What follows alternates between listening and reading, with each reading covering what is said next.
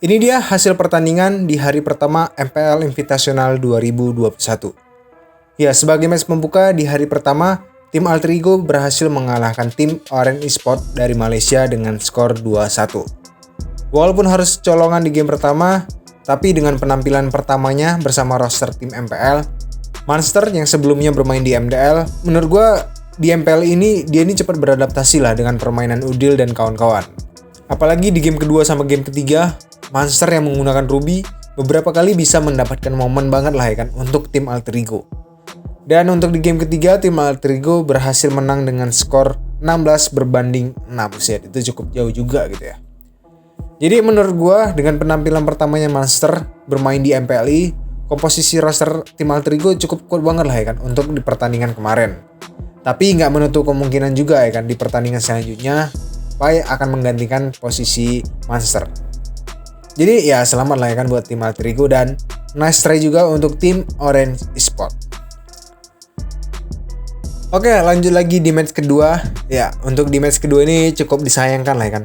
Perwakilan dari Indonesia yaitu tim Aura Fire harus pulang duluan setelah kalah dari tim Eko Filipina dengan skor 2-1. Walaupun bisa mendapatkan poin di game pertama dengan menggunakan meta Hero Marksman, tapi untuk di game kedua dan ketiga, performa tim Aura Fire ini cukup mengejutkan juga gitu menurut gue ya. Apalagi di game kedua, mereka memakai Hero Hayabusa sebagai roamernya men.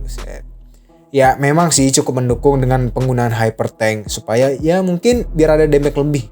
Tapi kembali lagi ya kan, ya mungkin tim Aura Fire ini belum hoki aja dan belum bisa memaksimalkannya. Sebenarnya tim Aura Fire ini bisa menang aja gitu dengan positioning mereka. Tapi ya mereka beberapa kali kalah retreat terus lah men, di momen Lord. Jadi ya itu cukup sebuah poin penting juga sih kalau mendapatkan momen Lord gitu. Jadi ya udahlah ya kan. Nice try untuk tim Aura Fire dan sama juga untuk tim Eko Esports. Tim Eko Aura, mereka kehilangan momentum mereka di saat Lord yang ketiga. Lanjut lagi kita di match ketiga. Di pertandingan El Clasico, RR Kiyoshi berhasil mengalahkan tim EVOS Legends dengan skor 2-0 tanpa balas. Dengan komposisi roster terbaru, permainan dari tim RR Kiyoshi ini masih tetap solid juga lah kan satu sama lainnya. Dan di game kedua, tim EVOS Legends secara sengaja melepas hero power Albert yaitu Link. Itu kalau Ranger Mas bilang laki gitu ya kan.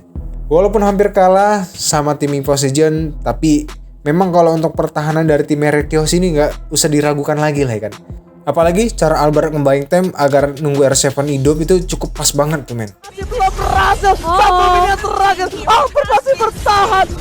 Dan seperti biasa, performa Albert yang menggunakan Hero Link lagi-lagi cukup memberikan momen-momen outplay yang membuat penonton kagum gitu lah dengan penampilannya. Immortality-nya pecah, langsung ada Winter Sunshine, masih coba untuk bertahan tapi ternyata shutdown. Oh my god, Albert still survivor top lane. Dikabarkan di pertama atau tidak ada minute top lane, tapi Clover pass down.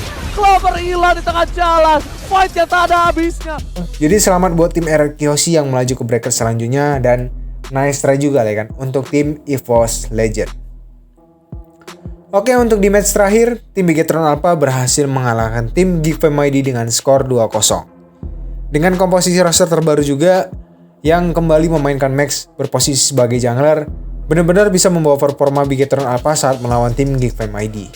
Apalagi dengan permainan Repo dan hero power dari Max yang menggunakan Hero Link, di game kedua ini cukup membuat pertahanan dari tim Geek Fam ID kewalahan lah, dan mereka juga berhasil mengalahkan tim Geek Fam ID walaupun dibawa sampai ke waktu 30 menit men, itu lama banget. Jadi ya selamat buat tim Bigetron Alpha yang melaju ke bracket selanjutnya. Dan nice try juga untuk tim Geek Fam ID.